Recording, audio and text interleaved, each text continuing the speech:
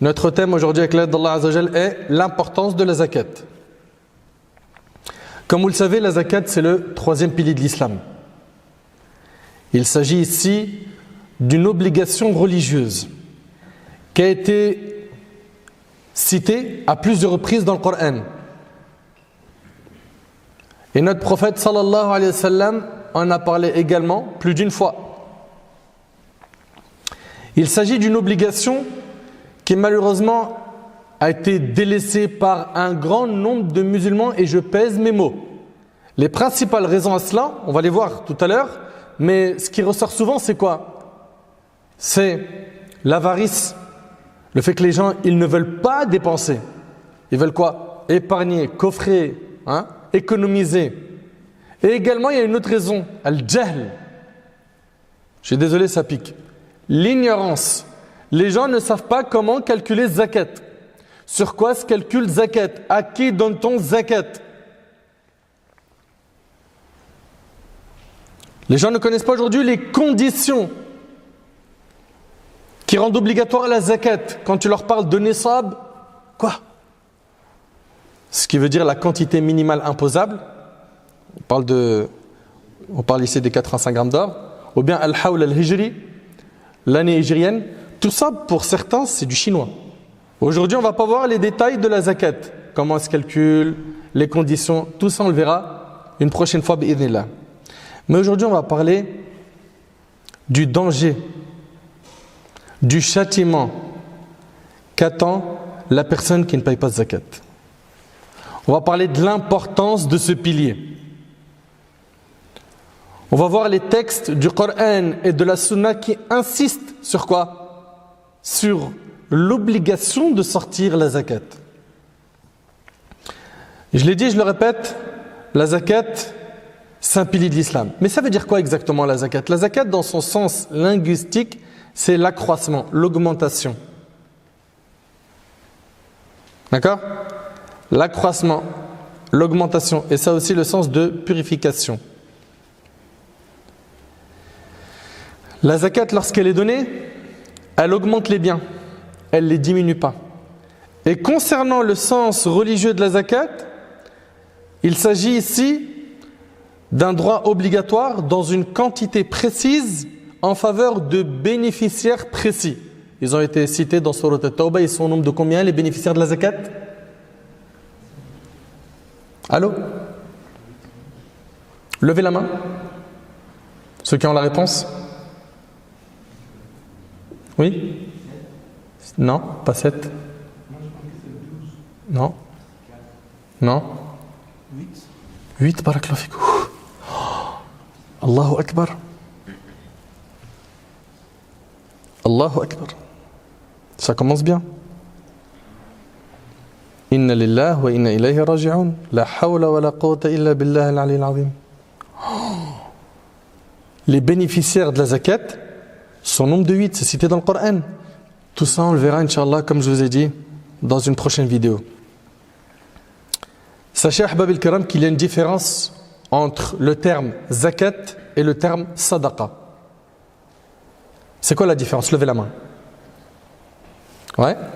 Zakat, c'est obligatoire. Zakat, c'est obligatoire. Et sadaqa? C'est de nous-mêmes. Alors, sadaqa, sachez que le terme sadaqa englobe ce qui est obligatoire et ce qui ne l'est pas. Donc dans la sadaqa, on inclut le sens de ce qui est obligatoire, d'accord? Et ce qui ne l'est pas, savoir quoi? Une aumône surrogatoire. Donc quand on dit sadaqa, c'est un terme général qui sert à désigner les aumônes obligatoires comme la zakat, mais aussi les aumônes surrogatoires. Vous suivez? Concernant la zakat, elle, c'est l'aumône obligatoire. Vous suivez? La zakat, c'est l'aumône obligatoire. Donc toute zakat est donc une sadaqa. Mais toute sadaqa n'est pas nécessairement une zakat. Je vous ai pas trop perdu? Comprenez juste que zakat, c'est l'obligatoire. Et quand on dit sadaqa, dedans on peut mettre l'obligatoire et le surrogatoire. Dans quoi? Dans les aumônes. C'est bon? La sadaqa, elle n'est pas liée à un moment précis. La zakat, elle est liée à un moment précis. La sadaqa, on peut la donner à un musulman comme à un non-musulman. La zakat, non. Tu peux la donner qu'à des musulmans. Ça, c'est la règle. Hein. D'accord? Abdullah ibn Umar a dit, le prophète sallallahu alayhi wa sallam a dit, l'islam a été fondé sur 5 piliers. Le premier pilier, on sait tous, c'est l'attestation qu'il n'est de Dieu qu'Allah et que Muhammad est le messager d'Allah. Deuxième pilier, c'est la prière. Troisième pilier, l'acquittement de l'aumône légale, la zakat. Quatrième pilier, le pèlerinage à la Mecque. Et cinquième pilier, le jeûne du mois du Ramadan rapporté par Bukhari et Muslim. Quand est-ce qu'Allah tabaraka wa ta'ala a rendu obligatoire la zakat? Qui sait? Oui? Après l'Hégire. Tu peux être plus précis? Comment? À Médine. Quand à peu près? Après d'être arrivé. C'est pas assez précis. Oui? J'entends en an.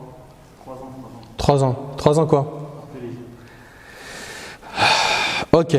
Alors, il est rapporté de l'imam Shawkani et d'Ibn Khuzayma qu'elle a été rendue obligatoire, vous écoutez attentivement, avant l'Hégire, avant que le prophète arrive à Médine, donc à la Mecque.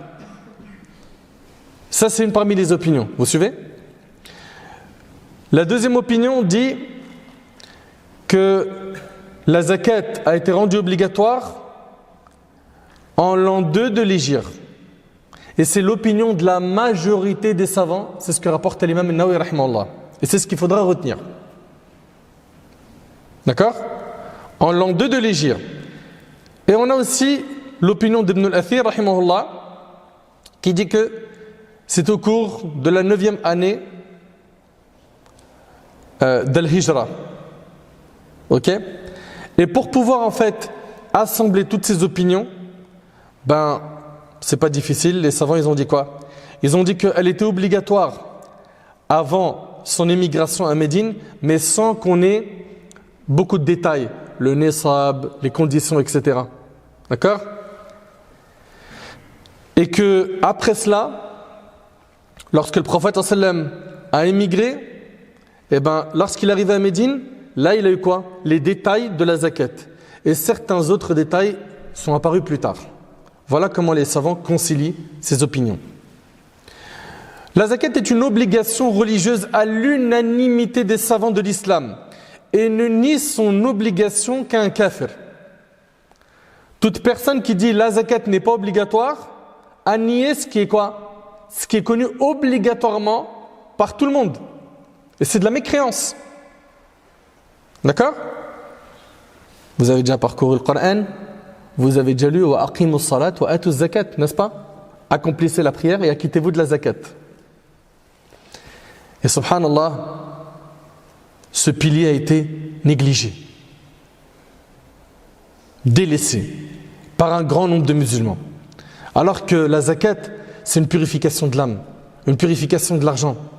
C'est un moyen d'adorer Allah tabaraka wa ta'ala. C'est un moyen de réconforter les nécessiteux. Par la zakat, on a quoi? Une paix sociale. Le prophète sallallahu alayhi wa sallam a mis en garde contre une maladie qui est quoi? Qui est grave, l'avarice. Notre prophète sallallahu alayhi wa sallam a mis en garde contre l'avarice, la cupidité. Vous avez déjà entendu parler de ces termes? La cupidité. C'est quoi la cupidité? En arabe, c'est ash-shuh. C'est le désir excessif du gain. Écoute bien mon petit frère. C'est le désir excessif du gain.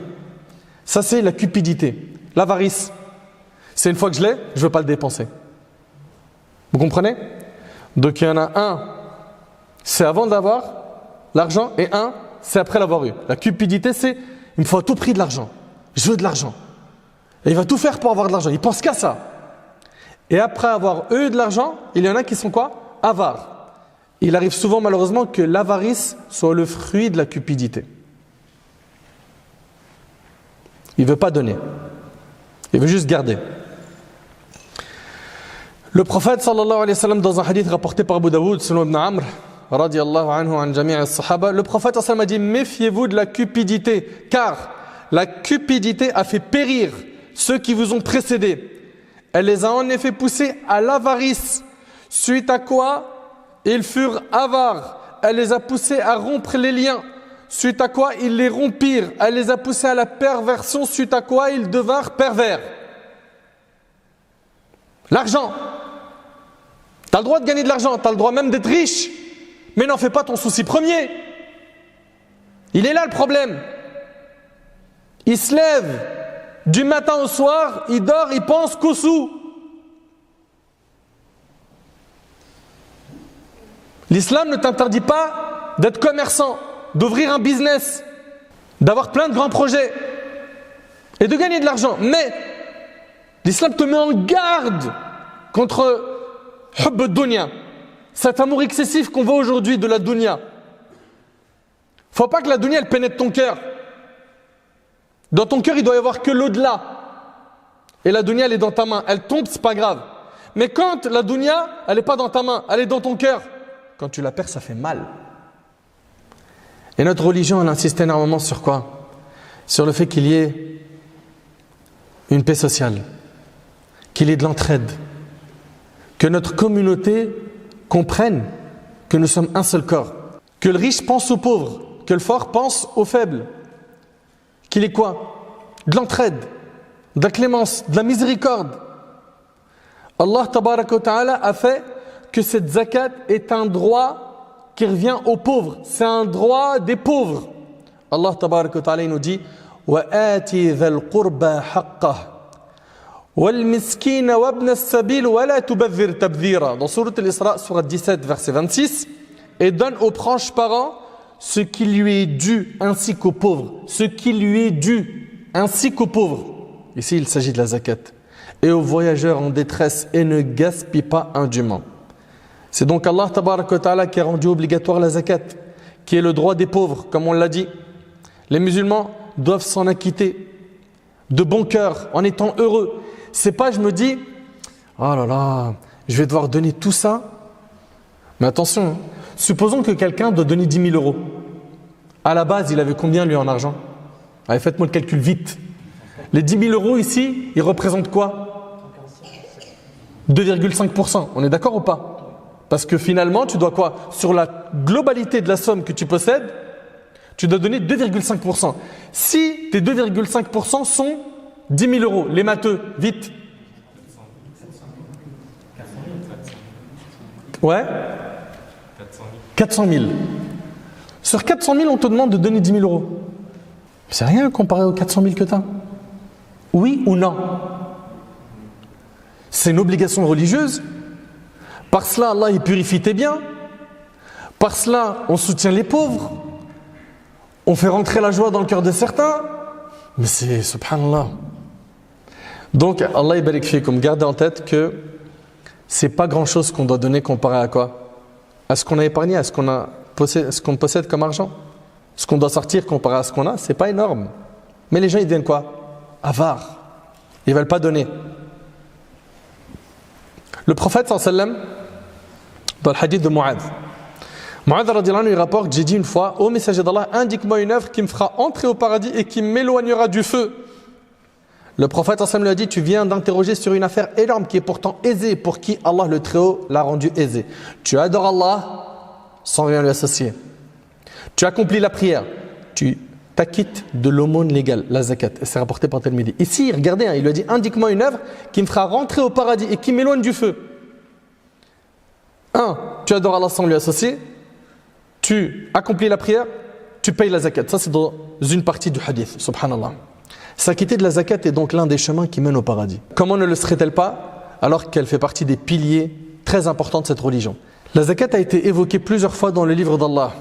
Et dans la sunna du prophète, nous avons plusieurs preuves qui mentionnent le mérite de l'aumône en général et la zakat en particulier. On lit souvent dans le Coran des versets qui incitent à faire l'aumône et qui en montrent sa valeur. Méditez avec moi sur ces quelques versets.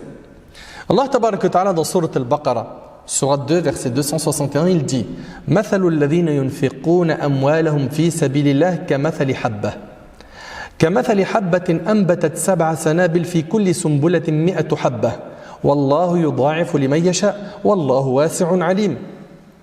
Ceux qui dépensent leurs biens dans le sentier d'Allah ressemblent à un grain d'où naissent 7 épis, à 100 grains l'épi, car Allah multiplie la récompense à qui il veut et la grâce d'Allah est immense et il est omniscient. Allah tabaraka wa ta'ala dans Sourate Al-Baqarah, dans le verset 245, il dit Man dhal ladhi yuqridu Allah qardan hasana fayudha'ifahu lahu ad'afan kathira. Quiconque prête à Allah de bonne grâce, il le lui rendra multiplié plusieurs fois. La bonne action, on sait qu'elle est multipliée par 10, n'est-ce pas? Et elle peut être multipliée jusqu'à 700, voire plus. Quiconque prête à Allah de bonne grâce, il le lui rendra multiplié plusieurs fois. Donc on voit ici qu'Allah tabaraka wa ta'ala, il montre que celui qui donne, il gagne beaucoup. On voit les mérites de l'aumône ici. Si telle est la récompense de l'aumône non obligatoire, sachez que l'aumône obligatoire est encore plus aimé auprès d'Allah. Qui a un argument à ce sujet? Abou Bakr, je suis obligé de t'interroger. Réfléchis bien. Hein. On a dit ici, si telle est la récompense de l'aumône non obligatoire, sachez que l'aumône obligatoire est encore plus aimé auprès d'Allah. À la fin des 40 hadiths de Nawawi. Vers la fin. Merci, barakallahu fik. Je me disais quand même, c'est un cheikh. Vous le sous-estimez comme ça parce qu'il a une capuche. Barakallahu fik Abou Bakr. C'est une bonne réponse. D'après Abu Hurayra radiyallahu anhu, le prophète sallallahu alayhi wa sallam a dit, écoutez bien, qu'Allah tabaraka wa ta'ala a dit, c'est un hadith qudsi. Allah subhanahu wa ta'ala il a dit, mon serviteur ne s'approche pas de moi par une chose plus aimable à moi que ce que je lui ai imposé, rapporté par le Bukhari.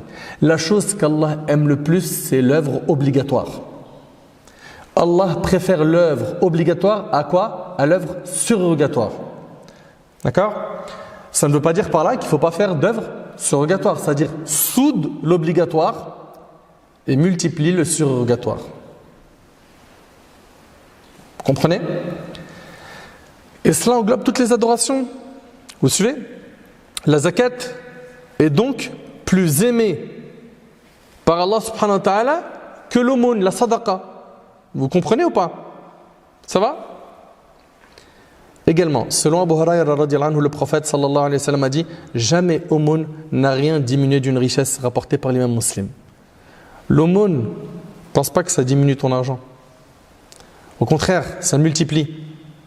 Quand tu fais des aumônes, ça ne diminue pas ton argent, il y a de la baraka. Allah tabaraka wa ta'ala, il te remplace ça. Subhanallah, toute personne qui a commercé avec Allah et qui a fait des sadaqat, il sait de quoi je parle. Tu donnes, Allah il te donne. Tu donnes, Allah il t'ouvre les portes. Et Allah tabaraka wa ta'ala, il nous a informé dans le Coran qu'il accorde sa miséricorde à ceux qui donnent la zakat. On a besoin de la miséricorde d'Allah, oui ou non? Mais c'est évident. Allah tabaraka wa ta'ala dans Sourate Al-A'raf, Sourate 7, verset 156 a dit wa rahmati wasi'at kulla shay' فَسَأَكْتُبُهَا لِلَّذِينَ يَتَّقُونَ وَيُؤْتُونَ الزَّكَاةَ وَالَّذِينَ هُمْ بِآيَاتِنَا يُؤْمِنُونَ. Et ma miséricorde embrasse toute chose. Je la prescrirai, donc sa miséricorde, je la prescrirai à ceux qui me craignent, acquittent la zakat et ont foi en nos signes. Et les bienfaits de la zakat sont nombreux. De manière générale, il faut qu'on s'habitue, nous, en tant que musulmans, à donner.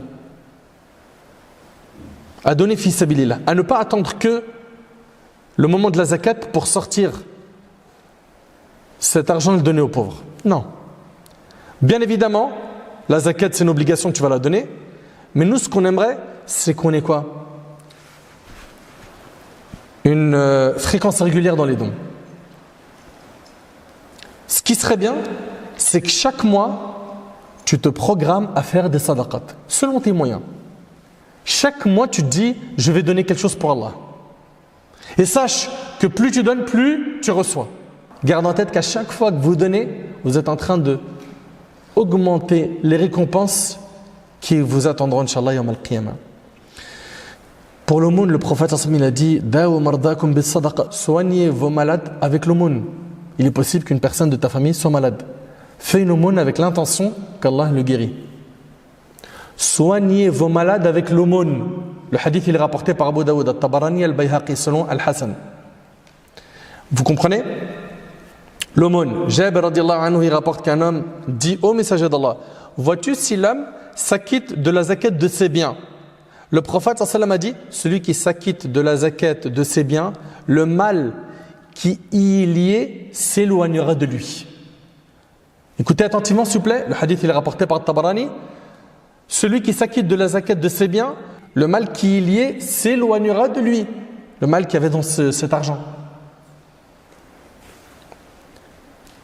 Tel est le mérite du fait de donner.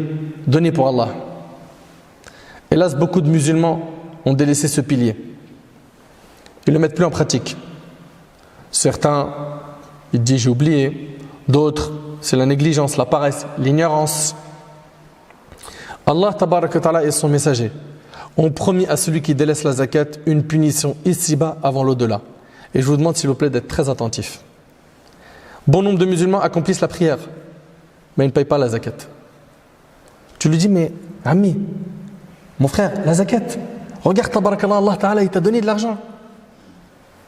Il n'y a que 2,5% à donner sur tes biens, avec les conditions de la zakat. Et t'entends quoi? Oh, moi après Ramadan, là, tu sais, à la fin de Ramadan, j'ai donné. Mais tu es en train de confondre zakat el-fitr avec zakat el-mal. Non, mais de toute façon, quand je suis parti au bled, j'ai donné à ma soeur. Ma soeur, je lui ai donné 200 €. Mais tu as fait un calcul? La zakat, ça se calcule, c'est pas au pif. Et on voit, subhanallah, que c'est fait au pif. C'est pas sérieux. Il s'agit d'un pilier de l'islam. Ce n'est pas normal. Moi, je trouve hyper désolant qu'un grand nombre de musulmans, ils ne savent pas la calculer. Sans compter le commerçant, il ne sait pas la calculer. Celui qui a des animaux. Certains, on connaît au bled, ils ont des animaux, lui il a plein de moutons, lui il a des vaches, l'autre il a des chameaux. Il n'y a pas de zakat dessus. Ah bon? Mais bien sûr qu'il y a zakat. Il y a le nisab des chameaux, le nisab des vaches, le nisab des moutons. La zakat sur la culture. 5 wasaq. Ils ignorent tout ça. Quand on leur dit ça, on leur parle chinois. Alors, moi je veux bien entendre, mashallah, un tel, il est cadre, un tel, travaille dans une grosse boîte, un tel, il est ingénieur, un tel, il est médecin. Ça me fait super plaisir.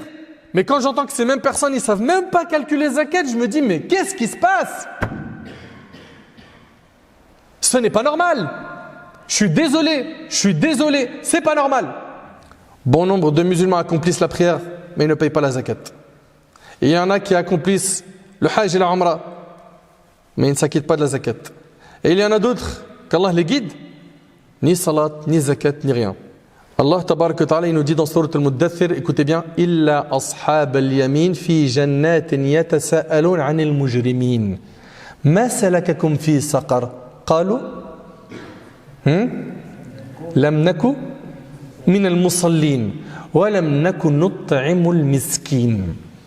Sauf les gens de la droite, les élus, dans des jardins, ils s'interrogent au sujet des criminels. Qu'est-ce qui vous a acheminé à Saqar? Comment ça se fait que vous êtes dans ce châtiment? Qu'est-ce qu'ils vont répondre? Ils diront, nous n'étions pas de ceux qui faisaient la salat. Et nous ne nourrissions pas le pauvre. Alors, ici à votre avis, c'est quoi nourrir le pauvre? C'est en faisant des aumônes ou en payant la zakat? Tout à l'heure on a dit que l'aumône, la sadaqa, elle n'est pas obligatoire. D'accord? C'est la zakat qui l'est. L'imam al-Razi et d'autres parmi les grands savants du tafsir, ils disent qu'il s'agit ici de la zakat. Allah tabarak wa ta'ala dit dans Surat al-Ma'un, fawailun lil musallin alladhina hum an salatihim sahun alladhina hum yura'un wa yamna'una al-ma'un. Ça veut dire quoi ça exactement? Malheur donc à ceux qui prient tout en négligeant, c'est-à-dire en retardant leur prière.